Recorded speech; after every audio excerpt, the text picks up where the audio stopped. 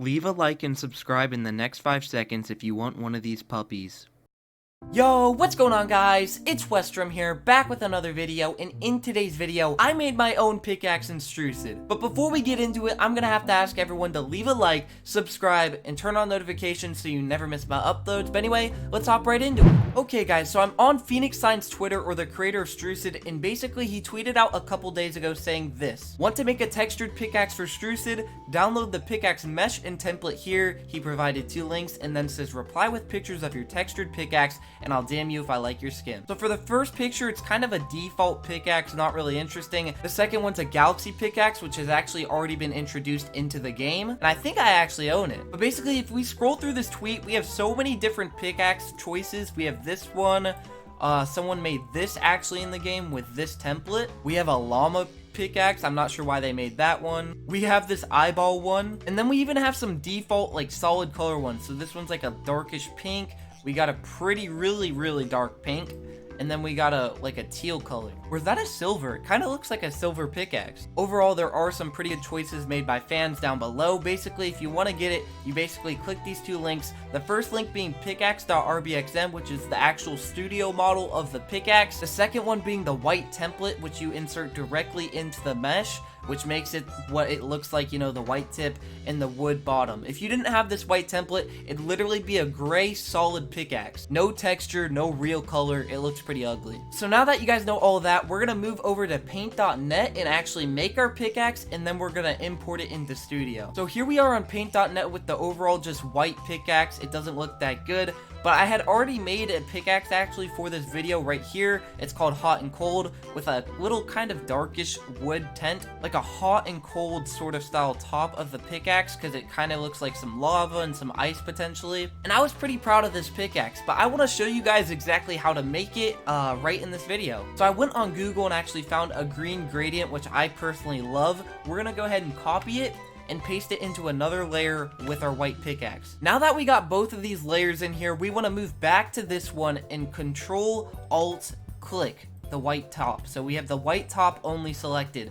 Now it's really important you switch back to this layer, because once you do Control-C, you're actually copying the green part and not the white part. So we can go back to the white part and simply paste it in there. Looks pretty bad right now, but if we were to go back here and get rid of the green gradient, now we have our green gradient pickaxe, and it looks really good. I personally like this because it starts at a dark green and moves all the way down to a light green. And this personally wouldn't look too bad in the game. I don't know if they've already implemented it, but it looks pretty good. Now that we have the green gradient pickaxe, I want to move over to a Roblox studio and try and add it into the game, because I don't think this one will actually work, but I could definitely add in the white template to it. But Roblox just takes forever to recognize this as an image, so it's going to take hours before I could actually do this one. So we're just going to add the white template over it, and you'll see how that looks. So we're on my games. I'm just going to create a new game. Doesn't really matter what you do, just create the base play game, and it should load up a Roblox studio once you click edit, and it'll bring us to the actual development page where we can insert the pickaxe. So basically guys, the first link on Twitter is the most important, the pickaxe.rbxm. What you want to do is click it. It'll bring you up with a download link, and you want to drag it directly into Roblox Studio,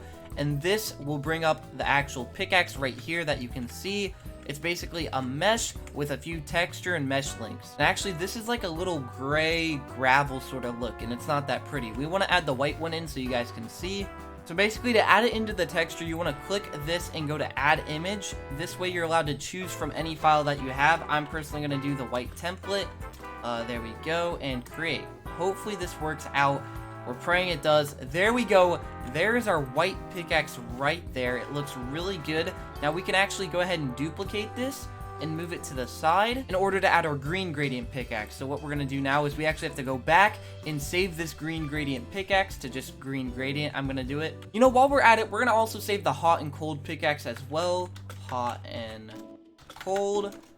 And we're going to go ahead and say okay. So now that we have both of these saved, we can move back to this game, go to our textures, and add another image, not the white template, but instead we're going to do green gradient this time and see how that one looks. Oh my goodness, that looks insane actually. I love how it gets to the like really light tip at the end of it, and it has a really dark at the front of it. I personally love this one. We're going to duplicate it one last time to get that hot and cold one in here. Personally, the hot and cold one's probably my favorite. Let's go ahead and go add an image, choose file, hot and cold. Let's see this.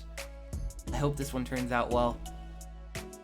Okay, so I mean, it turned out alright. Personally, it doesn't look that good with the black on it. I don't think a lot of pickaxes look that good with the black on it. So overall, this one's my favorite. Now, a lot of people are probably asking, again, how do I make the green scythe or whatever? Because the green scythe in the thumbnail looks insanely better than some default pickaxes. So I reached out to one of the modelers at Strucid and I said, could I get a favor revolving around the gold scythe? Because as you guys know, recently they released a gold scythe, and I wanted a green version of that. And I said, I just need a green for a clickbait thumbnail, which in the end, it sort of is clickbait, but at the same time, I still worked with him on making it green. And this is the final product of the green pickaxe. I actually had to go to the person who actually made it, which was Helpless Moose, and he provided me with not only the library link, so I can actually go into the studio, and like right here, you guys can see I own it. So what I can actually do is type in green scythe into studio and actually click this one right here uploaded by Helpless Moose, and it's the actual green scythe. Go ahead and try it, guys. You guys can actually implement your own scythe as well,